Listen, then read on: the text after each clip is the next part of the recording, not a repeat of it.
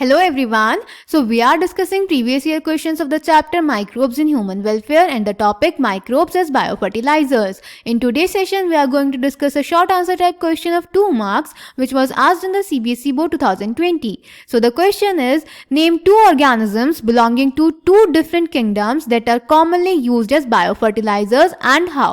तो बेटा इस क्वेश्चन में हमें 2 ऑर्गेनिजम्स का नाम बताना है जो 2 डिफरेंट किंगडम को बिलोंग करते हो और उन्हें हम एज बायोफर्टिलाइजर्स यूज कर सकते हैं और हमें बताना है कि वो बायोफर्टिलाइजर की तरह कैसे बिहेव करते हैं.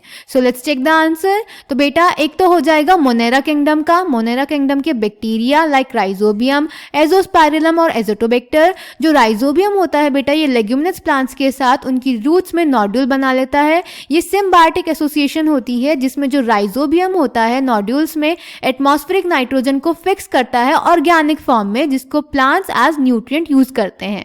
दूसरे बेटा जो एजोस्पाइरिलम और एजोटोबैक्टर होते हैं ये फ्री लिविंग बैक्टीरिया होते हैं. ये भी नाइट्रोजन फिक्सेशन करते हैं और सॉइल की फर्टिलिटी को इंक्रीज करते हैं.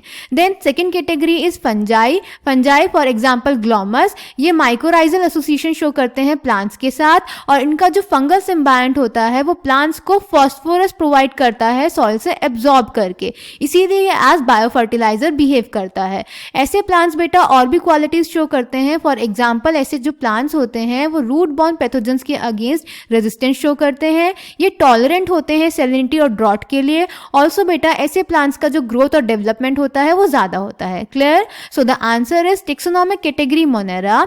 The nodules on the roots of leguminous plants formed by the symbiotic association of rhizobium.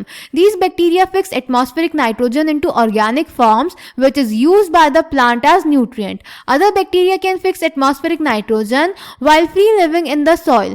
Examples Azospirillum and Azotobacter, thus enriching the nitrogen content of the soil. Taxonomic category fungi.